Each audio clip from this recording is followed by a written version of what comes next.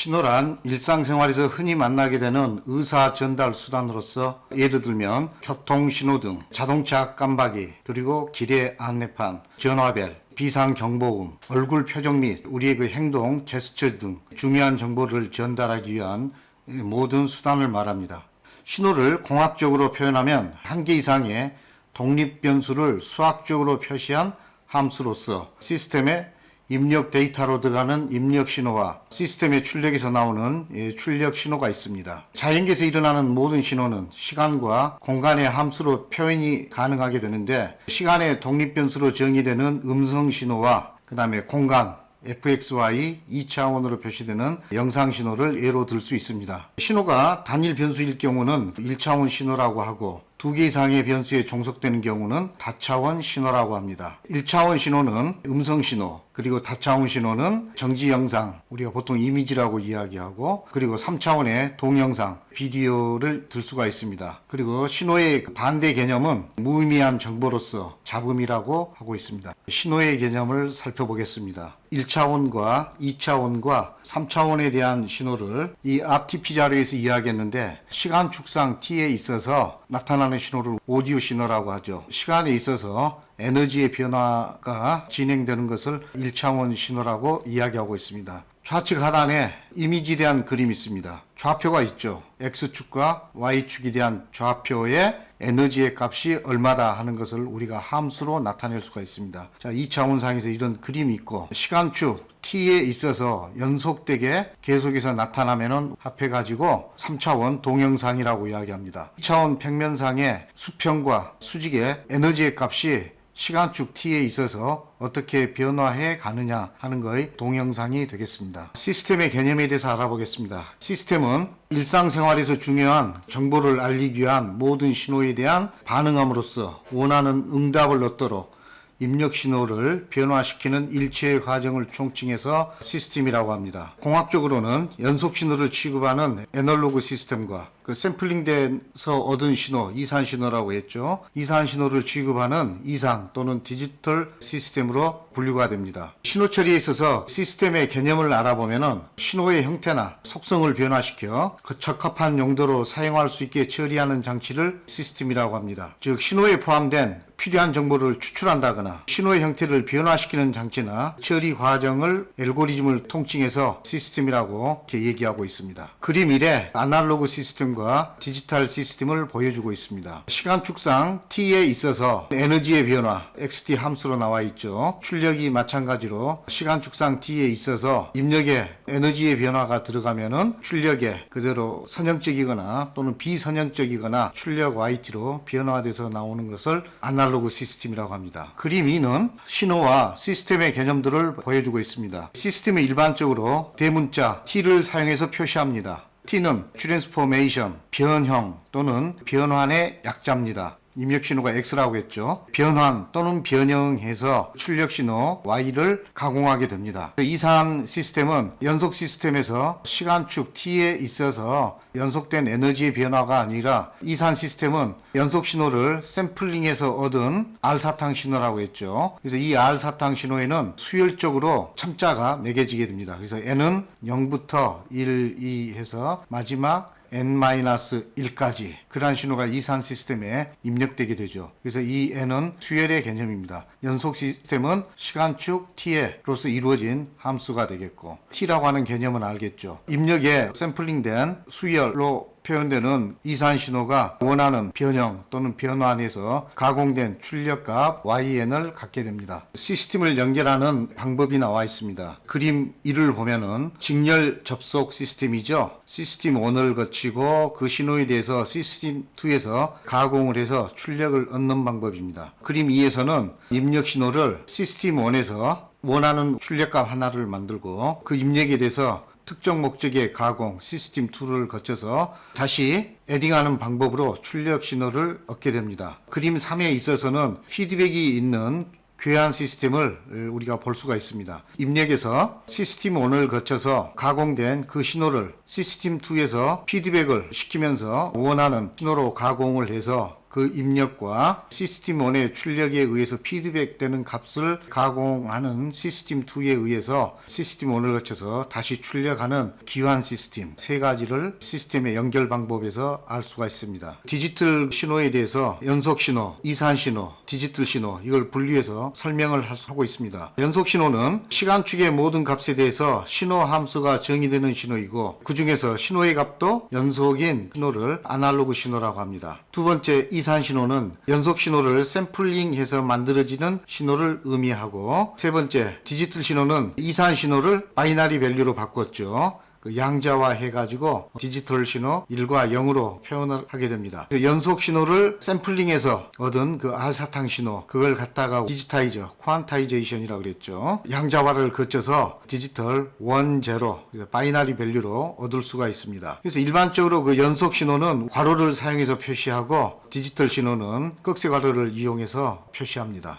시간 T축에 어떤 애널로그 신호가 지금 입력되고 있습니다. 그림으로 그려보면은 이런 신호가 지금 입력되고 있죠. 샘플링된 과정은 특정 시간에 연속 신호의 값을 취하는 걸 이산 신호라고 이야기하죠. 샘플링을 거치면은 시간 T축에 있어서 어떤 일정한 값으로 연속 신호에 대해서 값을 취하게 됩니다. 여기 나타난 샘플링 신호는 빨간 부분에 시간 T축에 연속 신호가 들어오면은 일정한 간격으로 샘플링을 하게 됩니다. 그 부분이 이렇게 나타나죠. 막대 그래프 형태로. 이 막대 그래프로 나타난 요 이산 신호 거기에 대한 값이 이거다 해서 이거 표시를 해주는 거예요. 별 의미는 없습니다만은 이 값이다 하는 거. 그래서 샘플링된 신호인데 이산 신호 수열에 대한 첨자로 표시해 준다 그랬죠. 그래서 맨 처음이 n은 0, 1, 2, 3 해서 마지막 라지 n-1까지 이러한 과정을 거치게 됩니다. 샘플링된 이런 이산 신호에 대해서 디지털 신호, 바이너리 신호 0과 1로 바꿔줘야 되죠. 그걸 양자화라고 합니다. 퀀타이제이션. 여기서 여기까지의 값,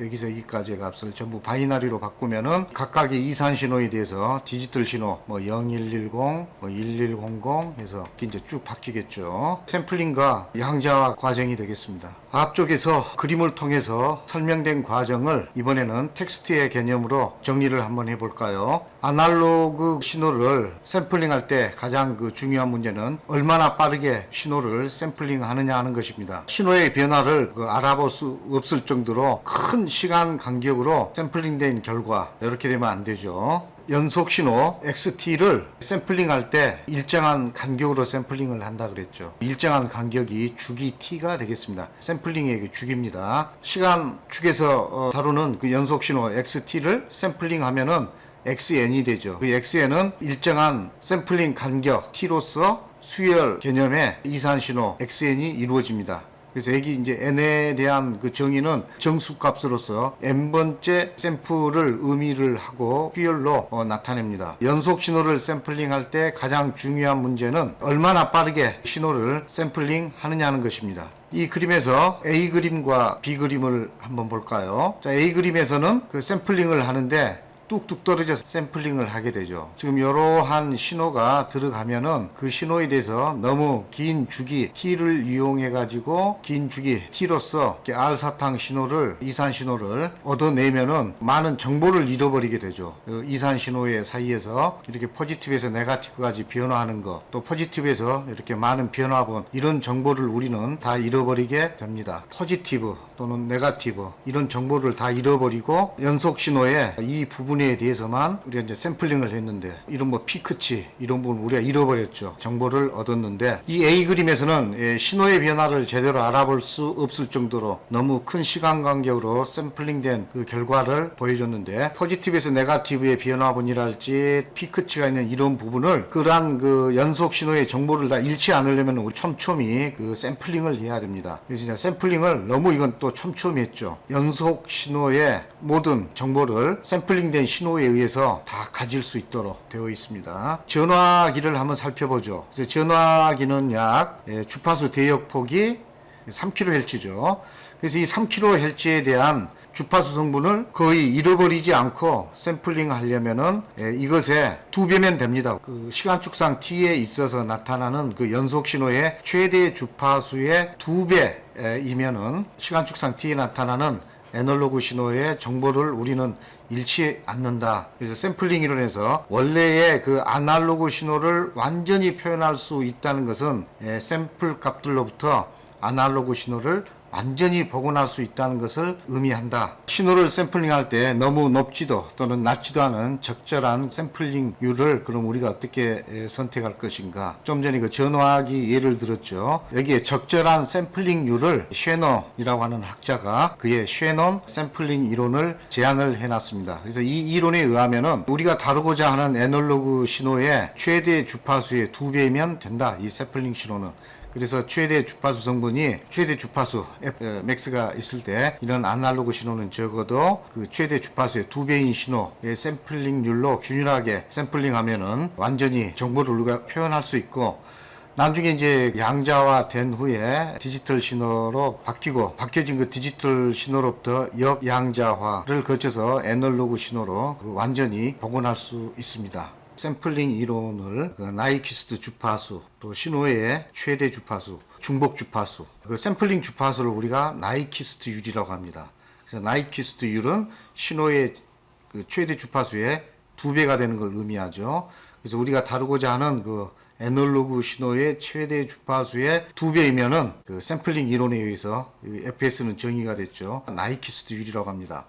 예를 들면 TV의 애널로그 또는 그 영상 신호가 합해서 약 6MHz 정도의 대역폭을 이루는데, 텔레비전의 음성, 영상의 모든 정보를 디지털화하기 위해서 이산 신호를 구하기 위한 샘플링을 하게 된다면은 샘플링 주파수는 2배인 약 12MHz가 필요하게 되겠죠. 샘플링 이론을 그림을 통해 가지고 설명해 보겠습니다. 그림 A를 보면 아날로그 음성 신호의 주파수 분포, 스펙트럼이라고 이야기하는데, 이 스펙트럼의 정확한 모습을 그 크기 HF만을 표시했습니다. 그래프에서 관심의 초점은 이 신호가 최대 주파수 F1 3kHz 이상의 주파수는 보이지 않고 있죠. 이 그림에서 그 음의 주파수까지 연장해서 우함수로서 스펙트럼을 보여주고 있는 것에 여러분이 주목해서 보시기 바랍니다. 우리 음성 그 3kHz에 대해서 각 주파수 성분을 두 지수의 함수의 합으로 표현하기 때문에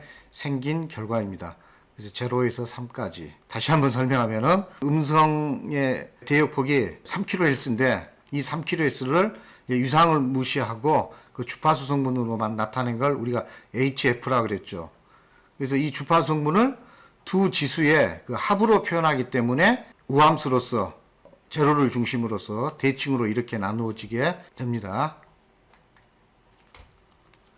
B번 그림을 보면은 샘플링된 신호의 스펙트럼은 원래 그 애널로그 신호의 주파수 스펙트럼을 샘플링률 간격으로 무한히 반복한 것과 같다는 것을 나타내고 있습니다. 3kHz를 샘플링 주파수 8kHz로 샘플링해서 유상은 빼고 주파수 성분 FHD에서 그리면은 이렇게 반복해서 무수히 나타나죠. 그래서 8kHz로 샘플링을 했기 때문에 이 8kHz의 절반이 어디가 되죠? 4가 되죠. 이 부분 또 8, 4에서 8kHz의 샘플링 주파수 가게 되면은 12 여기까지겠죠. 그래서 4, 8, 12, 또 16, 또 4 올라가면 여기에 20과 24, 3kHz에 대한 스펙트럼의 결과가 이렇게 무수히 이제 반복되는 것을 볼 수가 있습니다. 8kHz의 모든 그 정수배 주파수에서 이렇게 반복되는 스펙트럼은 연속적인 아날로그 신호를 좁은 샘플 또는 그 임펄스들의 집합으로 표현했기 때문에 이게 이제 나타나는 것으로 생각할 수 있습니다. A 그림에서 지금 음성 신호가 주파수 대역폭 그 3kHz인데 이 3 이상의 필터를 거쳐서 캔슬을 하게 해야 되죠. 이러한 과정이 번거롭고 이제 샘플링 주파수율을 한번 낮춰보죠. 샘플링 이론에 따른 최소 샘플링률은 음성 신호가 대역폭이 3kHz였으니까 그 2배인 샘플링 주파수는 6kHz가 되어야 된다. 그래서 6kHz로 샘플링을 하게 되면은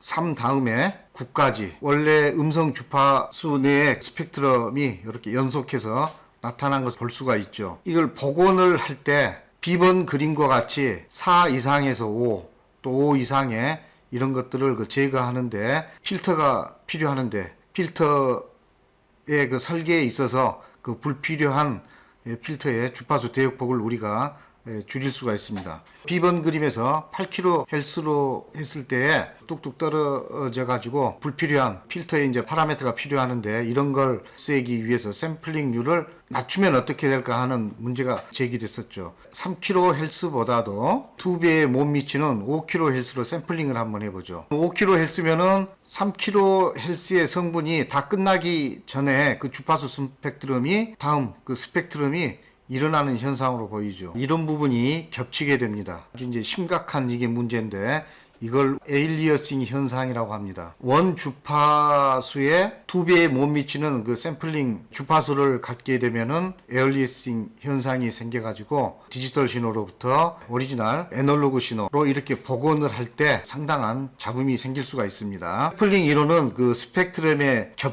겹쳐버리죠. 에일리어싱 문제가 이제 나타나고 샘플링 주파수가 너무 높아버리면은 필터를 디지털 신호로부터 아날로그 신호로 만들 때 불필요한 이런 대역 필터의 통과 부분을 우리가 또 만들어줘야 되기 때문에 생기게 되죠. 최대 주파수의 2배가 가장 좋다. 불필요한 영역, 대역이라고 할까요? 또는 이렇게 중복된 부분 이런 걸 이제 피할 수 있는 영역이 바로 샘플링 주파수가 이산 신호로 만들 때 애널로그 신호의 최대 주파수의 2배면 된다. 이 그림을 통해서 설명을 올렸습니다.